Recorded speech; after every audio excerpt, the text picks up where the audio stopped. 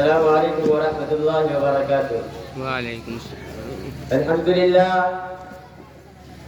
لله رب العالمين، والصلاة والسلام على من لا نبي بعده. فقد قال الله تبارك وتعالى في القرآن المجيد والفرقان الحميد. قال النبي صلى الله عليه وسلم: صدر محترم اور حاضرین جلسہ، اعوذ باللہ من الشیطان الرجیم، بسم اللہ الرحمن الرحیم. اتل ما اوحی الیک من الکتاب واقم الصلاۃ. میں نے ابھی آپ حضرات کے سامنے قرآن پاک کی ایک آیت تلاوت کیا ہوں.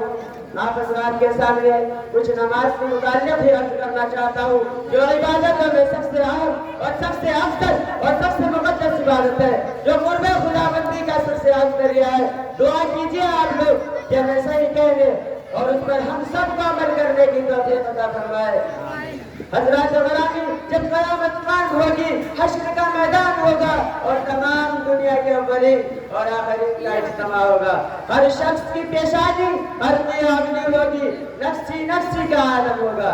قرآن میں اللہ رب العزت نے ارشاد فرماتا ہے: یوم یفر المرء من اخیہ وامہ وابیہ وصاحبتہ وبنیہ لکل امرئ منہم یومئذ شأن یغنیہ وجوہ یومئذ مسفرہ ضاحکۃ مستبشرہ ووجوہ یومئذ علیہا غبرہ ترہقها قترہ اولئک هم الکفرۃ الفجرہ. یعنی وہ دن ایسا ہوگا جس دن بھائی بھائی سے جدا ہوگا، بیٹی ماں سے بھاگے گی، باپ بیٹے سے نفرت کریں گے، شوہر بیوی سے رنگ ترگ ہوگا، بیوی شوہر سے کوسوں دور بھاگے گی، حتیٰ کہ اس دن کوئی کسی کا کام آنے والا نہیں. دوست احباب تم سے دور ہوگا، تمہارے گاؤں سماج کے لوگ تم سے دور ہوگا، تمہارے رشتہ دار، تمہارے پڑوسی سب دور ہوں گے. میرے محترم بزرگوں اور دوستو، اللہ رب العزت نے قرآن میں ارشاد فرماتا ہے: وَاعْتَصِمُوا بِحَبْلِ اللَّهِ جَمِيعًا وَلَا تَفَرَّقُوا. کہ اللہ کے رسی کو مضبوطی سے تھام لو اور اللہ کے قرآن کو مضبوطی سے تھام لو. وَلَا تَفَرَّقُوا، اور فرقہ نہ بننا. میرے محترم بزرگوں اور دوستو، اللہ کا بہت بڑا احسان و کرم ہوا کہ اللہ نے ہمیں ایمان والا گھر میں پیدا فرمایا، اللہ نے ہمیں مسلمان بنایا. مسلمان ہونے کی ذمہ داریاں کیا ہے؟ مسلمان ہونے کا مقصد کیا ہے؟ میرا محترم بزرگوں اور دوستو، اگر اللہ کا مرضی نہیں ہوتا تو ہمیں غیروں کی گھر میں پیدا فرماتا، پتھروں کی پوجا کرواتا، درختوں کی پوجا کرواتا، طرح طرح کی بتوں کی پوجا کرواتا. لیکن اللہ رب العزت کو یہ مرضی نہیں تھا. اللہ کا احسان مانیے.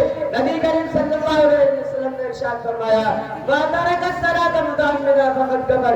کہ جس نے جان بوجھ کر نماز چھوڑا اس نے کفر والا عمل کیا. کیا ہم لوگ کفر کرنا چاہتے ہیں؟ ہرگز نہیں. میرے محترم بزرگوں اور دوستو، صحابہ کے طور طریقہ کو اپنا لو، نبیوں کے طریقہ کو اپنا لو. نبی کے طور طریقہ میں جب اپنی زندگی گزارنے والے بن جائے، میرے محترم بزرگوں اور دوستو، ہماری دنیا اور آخرت دونوں سنبھل جائے گی. ان سب کو موٹیویٹ کرنا اور ان سب کو ریسیو کرنا ہم لوگوں کی ذمہ داریاں بنتی ہے. اپنے معاشرے پہ نظر ڈالیے، اپنے گاؤں سماج میں نظر ڈالیے کہ اس کی برائیاں عام ہو گئی، زنا عام ہو گیا، غیروں کے ساتھ ہماری بہو ہماری بیٹیاں اس طرح باقاعدہ بھاگتی ہے کہ ہم لوگ اسے دیکھ کر مزہ دیتے ہیں. میرے محترم بزرگوں اور دوستو، ذرا سوچنے کا مقام ہے. اللہ رب العزت کا بہت بڑا احسان و کرم ہوا کہ اللہ رب العزت نے ہمیں ایمان والا بنایا. اور ایمان والا ہونا مقصد کیا ہے؟ جب تک کہ ہمارے صالح مضبوط نہیں ہے، ہم جنت کے حقدار ہرگز نہیں ہو سکتے. قرآن میں اللہ رب العزت نے ارشاد فرمایا: وَاعْتَصِمُوا بِحَبْلِ اللَّهِ جَمِيعًا وَلَا تَفَرَّقُوا. کہ اللہ کی رسی کو مضبوطی سے تھام لو اور اللہ کی کتاب کو مضبوطی سے تھام لو. اللہ کی کون سی رسی؟ اللہ کے دین کو مضبوطی سے تھام لو اور اللہ کے قرآن کو مضبوطی سے تھام لو. اللہ رب العزت نے اتنا بھی چھوٹ دیا ہمیں کہ کوئی انسان رائے کے برابر بھی ایمان بچا کر لے آتا ہے تو وہ جنت کا حقدار ہے. میرے محترم بزرگوں اور دوستو، میں اس شعر کے ساتھ میں اپنے گفتگو ختم کرنا چاہتا ہوں. عشق ہو تو عشق کا مطلب سمجھ میں آئے گا، عشق ہو تو عشق کا مطلب سمجھ میں آئے گا.